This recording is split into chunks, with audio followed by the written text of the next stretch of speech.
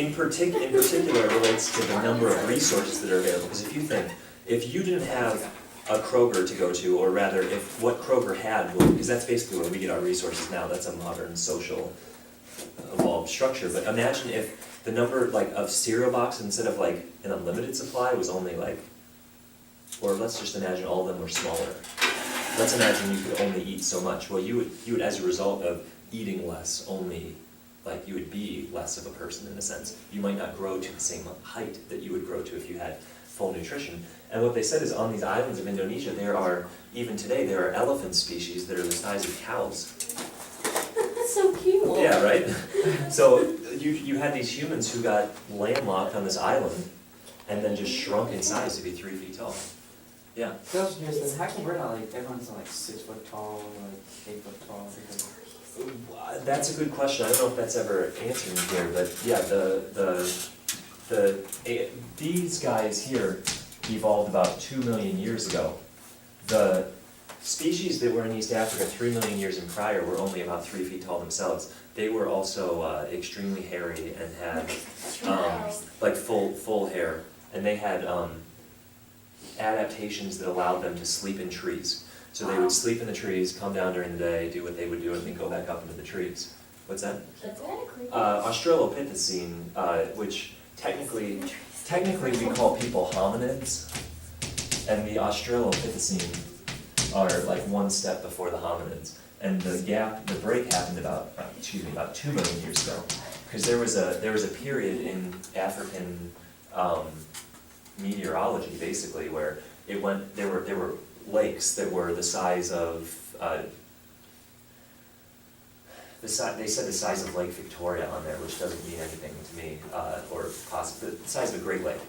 It went from Great Lake size to dry, back to Great Lake size and dry, and back to Great Lake size like 5 or 6 times within a 200,000 year period. So imagine like Lake Michigan just drying up and then refilling and then drying up and refilling like time and time again. That would be a really tumultuous climate. And during that tumultuous climate is when it forced the creatures to become more nimble, more mobile, more mentally aware. Because you could imagine these Australopithecine, their brain dimension was 440 cubic centimeters for a fully grown adult. That doesn't mean much. It's about half a liter. It's roughly a little bit larger than an orange. Not very big. And the first hominids, which was Homo habilis, was his name. His brain was 800 cubic centimeters. Now, the Australopithecine, if we're going back in the line, the Australopithecine started about 7 million years ago, is when you first see evidence of this. So there was a 5 million year period where brain size was at most 440 cubic centimeters. And then within 200,000 years, that was the gap of this tumultuous meteorological time, mix in a couple of volcanic eruptions too, literally. You can see this in the fossil record. You can see like a large layer of volcanic ash, and then another large layer of volcanic ash. And you can see marine life, and then not marine life, and marine life, and not marine life. And you're saying, wow, all these crazy things are happening that were putting environmental pressure on the Australopithecine.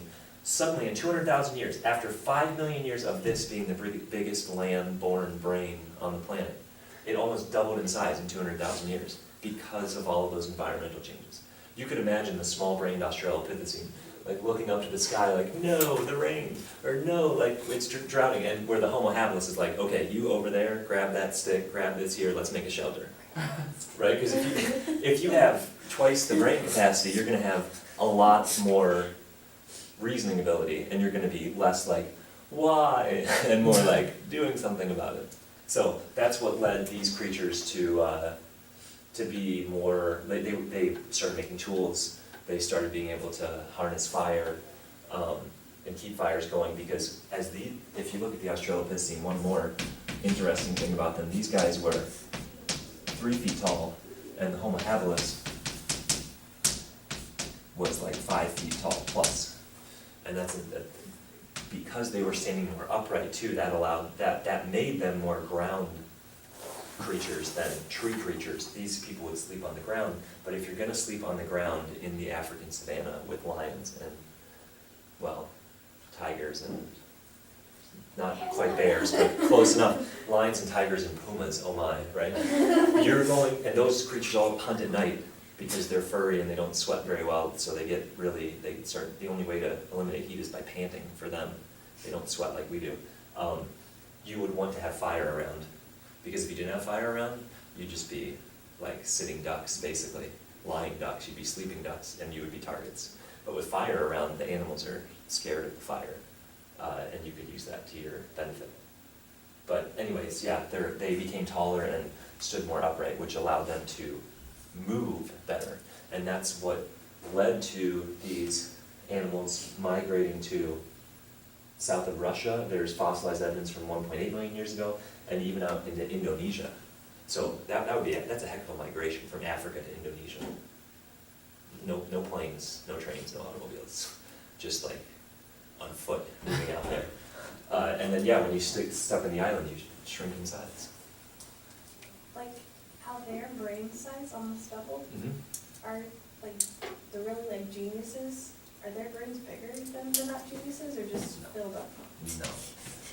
No, okay, so let's, The not geniuses.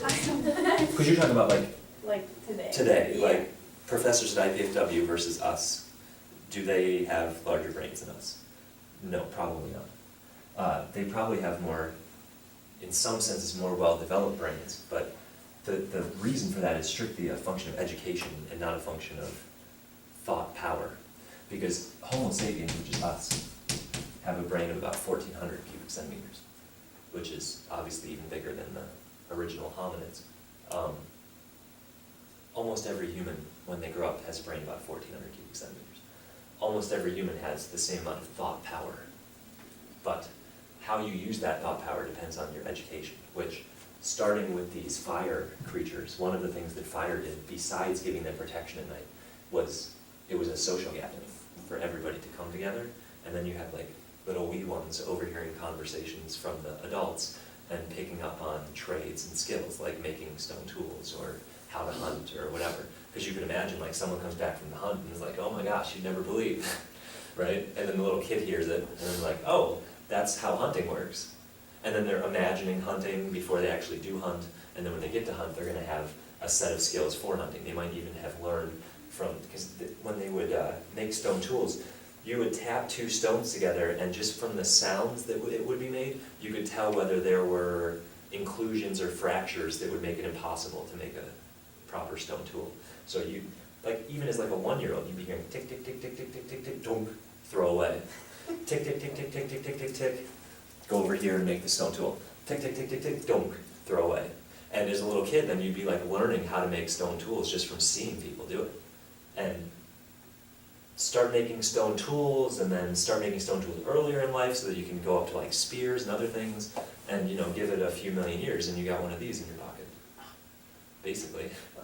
I mean, this is an accumulation of learning, and the learning only happened from people. Like, if you want to learn something, like, you might go to the internet and you might feel like that's impersonal in a sense, and it is. Certainly you're not face-to-face communicating with anyone necessarily, but anything that is on the internet was put there by a person. It didn't just magically appear, like it didn't just like fall from the sky, right? It's not like manna from heaven, right? It's words on a page, and that's people that spoke those words, and people that then passed on those words, and people who learned how to make fire, and learned how to make stone tools, and then learned how to farm, and learned how to hunt small game, learned how to whatever, and you started this social structure that has led to now modern day cities and all these other things. So that's a sociology way of looking at it, but this guy right here is basically today's arrowhead, today's stone tool. And yeah. Because as our brains got bigger and bigger over time, do you think our brains mass would get bigger over time, or? Maybe. Okay. Maybe. Now, if you look, what was the reason why the brain size went up so significantly? And we had, yes, exactly. Because when you're put in danger, it forces you to make decisions that you otherwise wouldn't make. It forces you to break routine. And while sometimes the breaking of routine could kill you, other times the breaking of routine might not. And those people that might not might have had better features to make it. And that's the reason why they did it, because that's the whole survival of the fittest. The fittest survive, especially in a circumstance where not everyone does survive. When not everyone does survive, only the fittest do. And in the case of being able to handle large environmental shifts, the fittest one is the one who can adapt the best, and he who can adapt the best is he with the biggest brain. Or she. I'm just speaking, letting the masculine take over the feminine in the linguistic sense, not in any other sense than that, yeah. Well, because like nowadays, like because of all the TV like people watch nowadays, won't that like in a weird way, instead of like increasing brain size, won't that decrease it? And we like start like a reverse instead of. You could argue that, certainly. You could say because there's really worldwide very little pressure for living, and more so pressure for quality of life than just life itself. There's really no pressure for there to be a survival of the fittest evolutionary push to push us beyond Homo sapiens. Could something happen in the future that would push us to that level? Quite possibly. I mean, when you consider what we're doing with just carbon dioxide emissions, trapping heat, burning holes in the ozone layer, and having more ultraviolet rays come through unimpeded, that could lead to increasing the Earth's temperature, possibly drying up lakes, possibly pushing people into, I mean, there could be worldwide famines because there's not enough food being made, because there's worldwide droughts because the temperature's too hot, and suddenly there would be pressure to, it could be, the world could turn into a primal survive, like day to day, minute to minute, like your life's on the line type situation. That would likely push the species to a higher level, likely. But who's to say? It also could wipe the species out. True. Because if we can't evolve fast enough, we get wiped out. Think of the polar bear. Think of the blue whale. They're endangered right now, in part because the climate changes that are occurring, they're not adapting fast enough potentially, and potentially are going to get wiped out. So if the changes would happen too fast, like if these changes happen too fast, done. Right? We're not even here to have the discussion. So these changes happen just fast enough to keep enough of these creatures alive so that they could eventually develop into us. So, I mean, every step of the line is something to be thankful for, in a sense. I mean, you can take this, for me, as I look at this, you take it back to like the beginning of the universe, right? This is like 12 billion years ago. I'm fortunate that our universe has just the right density that it does, because if the universe was too dense, it would have been gravitationally massive and collapsed upon itself, and crunched back to a little tiny dot. If the universe was too not dense, then the expansion would have taken over so much that the Earth would not be the same distance from the sun that it is now, and for an extended period of time, the Earth and the sun would be moving apart so fast that life would never have had time to develop. And if the density of the universe was off by 1/10,000th of 1%, the universe would be either expanding so fast that life couldn't exist because planets would be moving away from stars so fast that life couldn't develop, or the universe would have collapsed on itself before life could have developed. So, I mean, there's a lot to be thankful for along the way, that we can even have this discussion. Because the other thing is, when you think about these people starting to build fires and all the social gatherings, that's leading to us today. Like the way that we educate, just like the way everybody's always educated is person to person. Even if you're going online, it's person to person in a sense, just through an intermediary. Us learning what we're learning today is a result of literally millions of years of learning. Mm-hmm. Like with all of like the diseases and like malfunctions that occur nowadays, Mhm. like with like just a lot of people, and it kind of becoming like increasingly more and more like rampant, like is that like a negative result of us like evolving, or did those always used to be there but they just didn't know what it was? What you said second is probably most true. Okay. Because we come up with new disorders every day, almost, in the medical field. And you could, I mean, you could, like I personally worry whether it's so disorder driven that just everybody has a disorder. Although you could argue that if we would realize how everybody's person was, functioning this way or that way, I don't want to get into that because it gets 1984-ish when you start thinking about it too much. Like if everyone has a disorder and everyone's being medicated to like standard, then who chooses the standard, right? Think about that. Anyways, not to terrify you, but likely story, 2 million years ago, there were Homo habilises that were depressed, there were Homo habilises that were manic, there were Homo habilises that were But even like cancer and all patho-psychological, that type of well, thing? most likely, yeah. I mean, the cancer was diagnosed not as cancer, but as liver failure in the medical field 100 years ago. It was only whenever we started looking at the genetics that we were able to tell that the tumor that was growing had different DNA than the person. But it was only slightly off. And then we say, well, how did the DNA get slightly off? Well, what if while the cells were copying, there was a mutation? And what if that mutation was enough different that it caused different function of the liver, but not so much different that it couldn't survive in the body? Cancer. Cancer is genetic mutation of your own cells in such a way that the new cells with the different genes start taking over the organs that you need to live. That's basically cancer. And you probably would have had that in these species too. You probably would have had, the average lifespan of a Homo habilis is probably 20 to 30 years old. They also came to sexual maturity like age 8. So they were 6 feet tall at age 8. That was a function of environment as well, because if you're only living to 20, like, no pun intended or anything, you gotta get down to business like early. Like, you gotta start, like, because if you don't keep the species going, then who does, like, in a way? Like, you can think about it like that. And at that time you have tribes of like 20.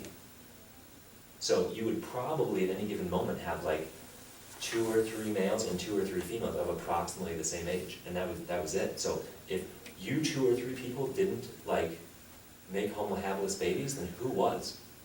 Nobody. Your tribe's dead. And I'm sure the people in the tribes knew that. Now today, this is going to come back to Kramer's point of, are we potentially like working backwards when we just sit and watch Ricky Lake all day on TV or something, right? Like that you if you think you're watching, Ricky Lake, Jerry Springer, 16 and Pregnant or something on MTV, right? Like, what are you educating yourself with then? If you look in our culture, the people with the highest socioeconomic status, socioeconomic is not just money, but also social value. So a teacher who doesn't make a lot of money, but has a lot of education and a lot of social skills of a certain kind. I'm not going to claim to be like a social master, but of a certain kind of social skill, just being able to communicate ideas, has a very high socioeconomic status, higher than a rock star who, while they make a lot of money, doesn't necessarily have a lot of education and might not really know that much quality knowledge.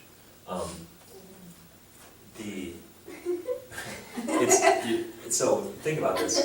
The people with the highest socioeconomic status, the people who are most fit to educate, most fit to protect, most fit to support, all those things, these are the people who have the least kids nowadays. If you look in countries at their population over time, it normally goes like this. Struggle to survive, don't struggle to survive, realize that having all those kids is going to be a problem. That's just a lot to manage, right? So struggling to survive, the population is relatively constant. Once the society starts to kick in and people start assembling in large cities and you have like little markets showing up with easily accessible food, then people can easily survive, and then there's this huge jump in population, but then what you notice is there's a tail off in population too. The world's most industrialized countries are all here, and the population is relatively constant. On average, 2 people, 2 kids, and so on. What about like Asia, cause you know, Tokyo and Japan, like they're like massively overproduced. So, most, like, this would be, now, Japan in particular is up here, because they're fully industrialized, but, and fully sort of functioning on the comfortable social level of not even having to worry about survival, but just quality of life. But there are Asian countries like Bangladesh, India, China, certain parts of China, that are on this part where they're still growing, and that's why India and China, in my lifetime, had fewer than 1 billion people, and now both of them are over 1 billion.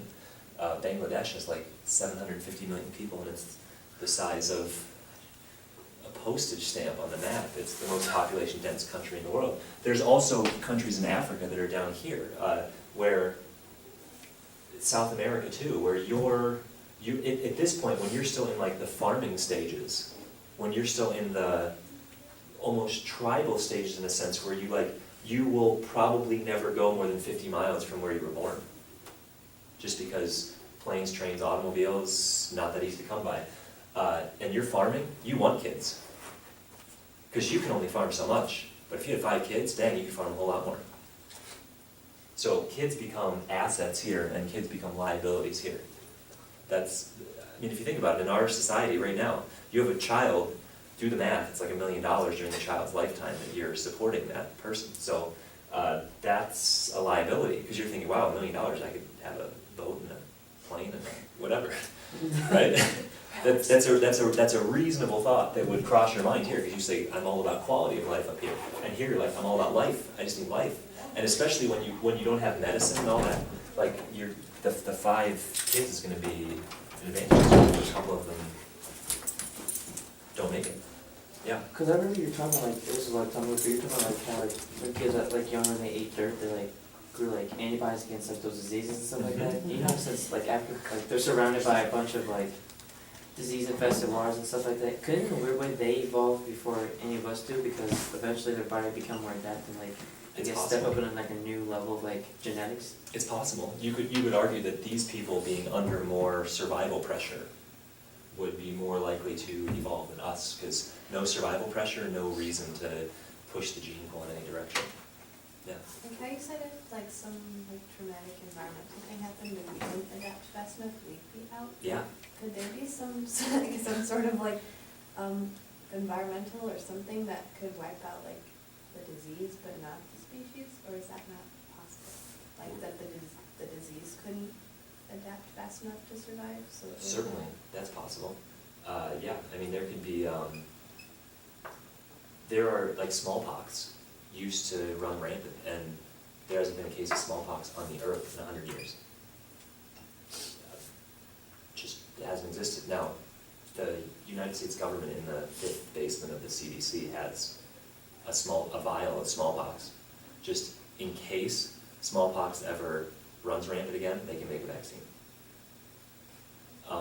But it kind of makes me nervous a little just thinking about that. But it's in the 5th basement, and you have to have huge security clearance to get down there, and everybody who goes down there is wearing like the orange suits, that no breathing, and everything. So it's quarantined. Well, it's like set up to self-destruct in case if anyone breaks into it. Yeah, if someone got in there, like say, you had this, Like a terrorist. yeah, terrorist baby that you put in America, grow them up in the normal schools, say, you're gonna become this, you're gonna become a disease expert, get the clearance, the whole time just faking it until they make it, and then get the smallpox, pocket it, walk out, boom, smallpox takes over. You could have, just like the Black Plague when it hit in the Dark Ages, that stunted our educational social growth, because between 500 and 1500, it was a flat line of learning. There were so many people were worried about survival because the bubonic plague had a 67% fatality rate. You catch it 2/3 of the time, you're dying within a short amount of time.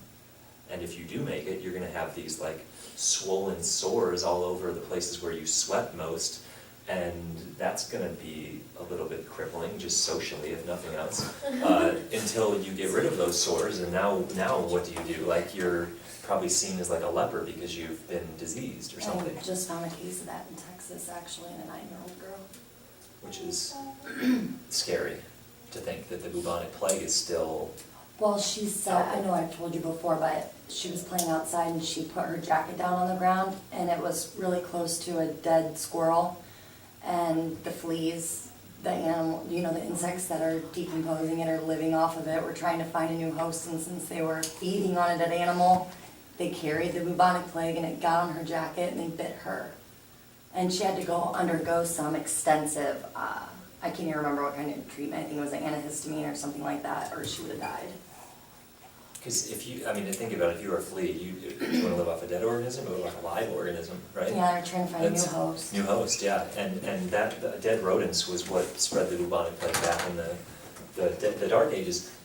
500 to 1500, very little learning. The only people that did learn at the time were either within the castle walls, learned how to fight, or perhaps off to the side of the castle in the monasteries was where they had all of the education, where people were copying down the books.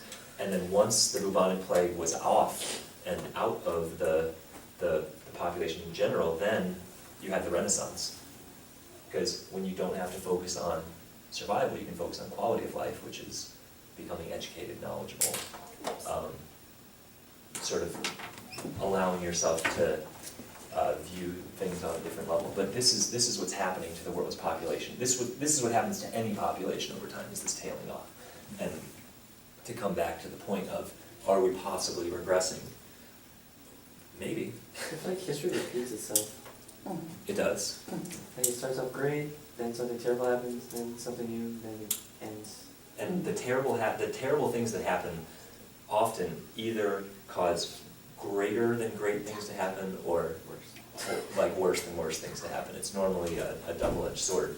And when it comes to species and their survival, those that have the greater than great things happen to them probably had greater than great genes that made them able to be more likely for those great things to happen. And that's when we talk about survival of the fittest, that's what we talk about. I mean, imagine if, look at a family of 12 kids, let's say. There's a wide variety among those 12 kids, and the wide variety could, in certain circumstances, express itself very well or very poorly. You could think different temperaments in different circumstances would be better than others. And yeah, during these big times of flux, there's certain characteristics that are going to be more likely to make it, and those are the ones that will. Because if you're more likely to make it, you, well, will be more likely to get to reproductive age, more likely to have offspring, more likely to pass those genes on. And you can argue, that I'm gonna come back to the same point, you look at our species today, the people who are most socioeconomically well off are the ones who are having the least children, and the ones who are the least socially well off are the ones who are having the most children. So you could say that could even have an effect on the population over time. There's a movie that was produced called Idiocracy that was a comedic sketch of this theory. Like, what if, like, there was a person who went in the hyperbaric chamber for 500 years or something, woke up, and like people were just dumb. And it was like, why? Well, because, you know, you had these low social status individuals who were populating the earth, basically, and the high social status individuals who weren't. You could think that could possibly have an influence. Government issues too. So as an educator, I say we should make sure that everybody remains educated, so that regardless of social status, you have a basic set of skills to at least be able to think about something like this. Just to be able to think about it allows you to better educate yourself and potentially live a more fulfilling life. Good job. That's crazy. Thank you. I feel so smart after I did class. Good. Yeah, That makes me feel good. Education. Good.